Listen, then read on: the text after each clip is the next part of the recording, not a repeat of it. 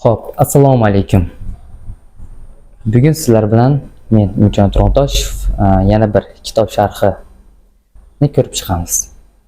Bugungi bizning mavzuyimiz, biz sharhlayotgan kitobimiz Mehmetning hikoyasi. Seni izlayotib jonim uzildi. Ya'ni izlash kitobi. Misbah nashriyotga tegishli ushbu kitob o'zi bu belgisidan ham bilsanglar bo'ladi. Diniy kitob, tan olish kerak, diniy kitob, lekin badiiy yo'nalishdagi kitob. Xo'p, bu kitobga to'xtaladigan bo'lsak, avvalambor bu kitob turk adabiyoti hisoblanadi. O'z nomi bilan Mehmetning hikoyasi degandan keyin turk adabiyoti bo'lishi tabiiy holat, albatta.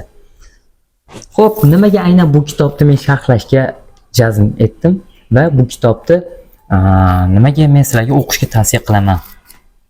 Bugun sizlar bilan ushbu savollar javoblarini ko'rib chiqamiz. Bo'lmasa qani ketdik.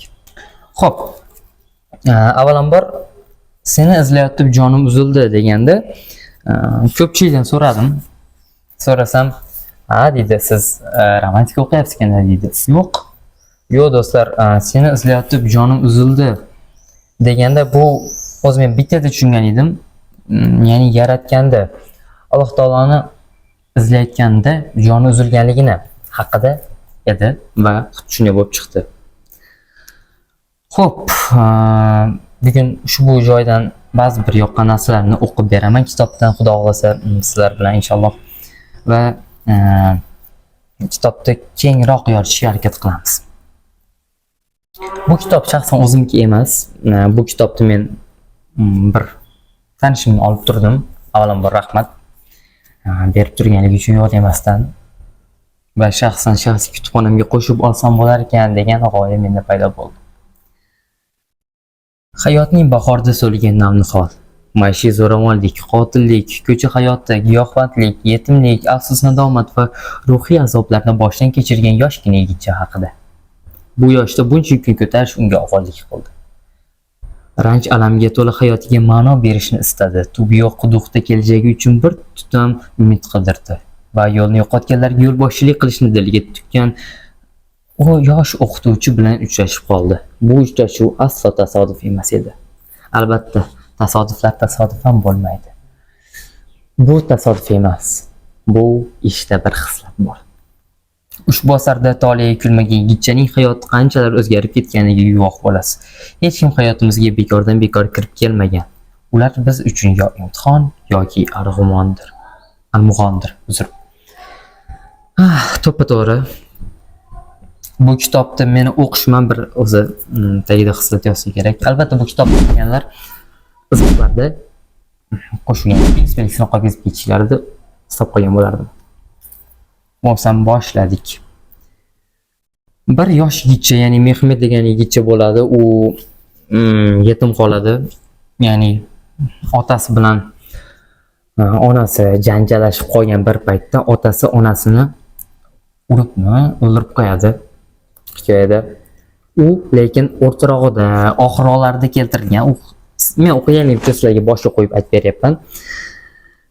Undan keyin esa bo'ladigan voqealar birinchi bo'lib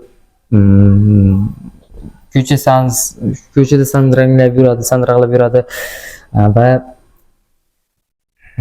keyin bir ko'prikning tagiga borib qoladi va u yerda ikkita bola yurgan bo'ladi. U ikkita bolaga qo'shilib keyin ketadi. Undan keyin o'rganadigan narsalari o'sha zo'ravonlik, qotillik, ko'cha hayoti, giyohvandlik kabi narsalarni o'rganadi. Birinchi bo'lib Sariq Susar degan boshliqlari bo'ladi uni. Nomi ajoyib ekan, Sariq Susar deb atalgan uch boshliqlari birinchi bo'lib bir haftacha qaraydi, unga yaxshilik qiladi, boqadi, xullas keyinchalik o'ziga o'rgatib olgandan keyin uni ishlashga o'z bilmagan holda talab qiladi. Va ishlaydi u ham. Birinchi bo'lib men o'g'irlik qilmayman, menga bu yarashmaydi deydi va noiloj o'g'irlik qilib birovlarni aldab pulni olishga o'rganadi. U narsalarni o'rgangandan keyin xullas yomon yo'lga kirib ketadi. Bu bolani hozir boshlanish qismi 14 yoshdan hikoya boshlanib, 17 yoshda hikoya yakuniga yetadi. Ya'ni shu yerda asar tugadi. Shunaqa qilib keyinchalik yuradi, o'g'irlik qiladi. Undan tashqari keyin qora dori bilan shug'ullanadi.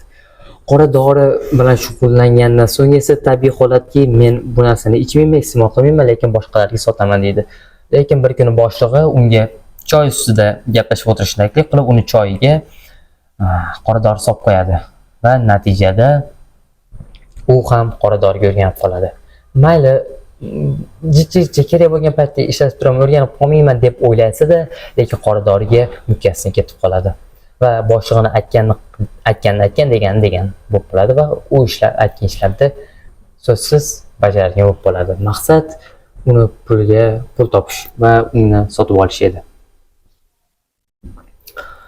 Xo'p, kunlarning birida u giyohvand moddaga juda ham berilib ketgandan so'ng yana o'sha bolalar bilan uchrashgan joy, ya'ni ko'prikning ostiga kelganda u yerda hushidan ketib yiqilib qoladi va hushsiz, ya'ni dorining ta'sirida yotgan bir paytda odamlar uni topib olib shifoxonaga jo'natishadi. Shifoxonada esa giyohvandlikka qarshi kurash bo'limida uni davolashib, bolalar uyiga tarbiyalash uchun jo'natishadi. Birinchida unga qiyin bo'ladi, u narsaga o'rganish, yoqda xumori tutib qoladi va lekin muhimi qutuladi. Bu qutulishda esa u yerdagi yosh o'qituvchi Fotima ustozning deyarli uning Fotima onasining desak ham bo'laveradi, onadek bo'lib qolgan edi. Onang bo'laman degan edi. Katta hissasi bor deb aytamiz. Keyinchalik u juda to'g'ri yo'lga qarab asta-sekin qadam tashlab boshlaydi. Ya'ni diniy kitoblarda o'qishni boshlaydi, o'rganishni boshlaydi. Kerak bo'lsa, sekin-sekin yoyadi ham. Fotima ustozi bilan savol-javoblar qilib, shug'ullanib, ular din yo'lga kiradi. Namoz o'qishni boshlaydi, namoz o'rgatadi ustozi. Qolgan o'rtoqlariga o'rgatadi, masjidga chiqishni boshlaydi. Lekin bu narsa afsuski, ya'ni bolalar uyidagi qonun-qoidaga to'g'ri kelmaganligi uchun hamki mudirga bu narsalar yoqmaydi, jirkanadi. Va Fotima ustoz hattoki ishdan bo'shatishgacha olib borib qo'yadi. Lekin Fotima ustoz o'zini ahdi-yu paymonidan qaytmaydi. Mehmetda aytadigan bo'lsak, boshda qiyinchiliklar tufayli yomon yo'lga kirib qolgan va so'ngida yaxshi yo'lda ketayotgan bir paytida o'sha yomon yo'ldagi qolgan izlari natijasida oxiriga yeta olmagan bola deb qabul qilishinglar mumkin. Nega bunday deyapsan desanglar, Mehmet vafot etadi. 17 yoshda vafot etadi. Vafot etishidan oldingi ushbu gaplari meni ta'sirlantirdi va yoqdi. Onasini aytganimizdek vafot etgan edi va onasiga ushbu xatni yozgan bo'lardi. Bularni siz uchun yozyapman ona. Dunyo, mensiz ham dunyo. Ammo mensiz siz men bo'lmayman. Nimadir yetishmaydi. Tugallanmagan so'z kabi ma'nosizman. 17 yillik umrimga qancha gunoh sig'ish mumkin bo'lsa, shuncha sig'dirdim. Endi esa ularni birma-bir tozalashga urinyapman. Ammo na Robbimdan umid uzyapman, na o'zimdan. Bilamanki, uning marhamati mening gunohlarimdan buyuk. Shuni bilganim uchun ham unga sig'inyapman. Uchrashuv onlari yaqin his qilyapman. Kecha sassiz, men sizsiz, ichimda sog'inch. Sizga yetishadigan kunni sabrsizlik bilan kutyapman, onajon. So'nggi onlarda, so'nggi damlarda sezib qolganligi uchun ham shu so'zlarda aytadi va vafot etadi. Mehmet vafot etganda telefonning ekranida hayotning o'zgarishiga sabab bo'lgan og'asi va uning bir so'zi bor edi. Yig'lama, go'zal inson, darrov g'amga botma. Qara, umid bor, Alloh bor. 2019-yil 18-oktyabr 11 bilan 12 oralig'ida yozib tugatilgan ekan kitob. Tushunishimiz bo'yicha. Xo'p, keyin bir o'rtog'i, ya'ni Aras degan o'rtog'i bo'ladi. Shunga ham juda katta shu Arasga aytilgan bo'limidagi katta bir narsani, katta bir foydali gapni aytib o'tadi. Ya'ni muhabbat haqida. Oshna deydi, men uni qattiq sevardim. Momomidi degan Mehmet shunaqa deb atab olgan edi. Men uni qattiq sevardim, qattiq yaxshi ko'rardim, afsuski unga erisholmadim, yetisholmadim deydi. Lekin Mehmet aytadiki, sen yaratgan senga muhabbat hissini, tuyg'usini berib qo'ygan bo'lsa-da, uni yaratganga emas. Vafosiz bir keyinchalik barvafosiz tashlab ketadigan qizga, mol dunyoga, boylikka, mexanizmga, mashinaga, asbobga va shu kabi narsalarga sarflayapsan. Shuning uchun hamki senga bu ishlar omading kelmayapti, menimcha, deb aytadi. Bu narsa, ya'ni xulosam juda katta chiqdi, chunki rostdan ham bir o'ylab ko'raylik. Bizga yaratgan muhabbat, sevgi, mehribonlik, g'amxo'rlik, xullas, jamiki yaxshi fazilatlarni, xislatlarni jam etib qo'ygan. Inson zotiga faqatgina. Hayvonlarda ham ba'zi birlari bor, lekin ko'p emas. Shunday ekan, biz ongli mavjudot bo'lib turib, yaratganga ushbu muhabbatimizni izhor eta olyapmizmi? Unga bo'lgan muhabbatimizni, unga bo'lgan itoatimizni, unga bo'lgan mehr muhabbatimizni, qo'rqishimizni bildira olyapmizmi? Ko'pchilikda javob ha desa-da ichida yo'q bo'lishi mumkin.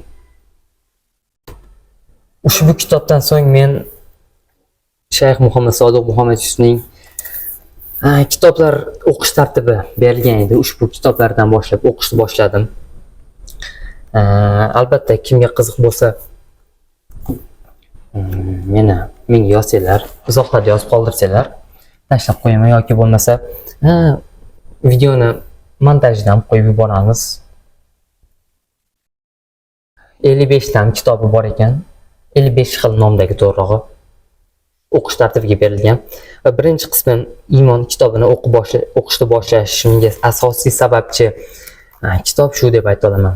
Bu kitob sizni diniy bilimingizni ja kuchli qilib olmasa-da, lekin sizga motivatsiya bera oladi.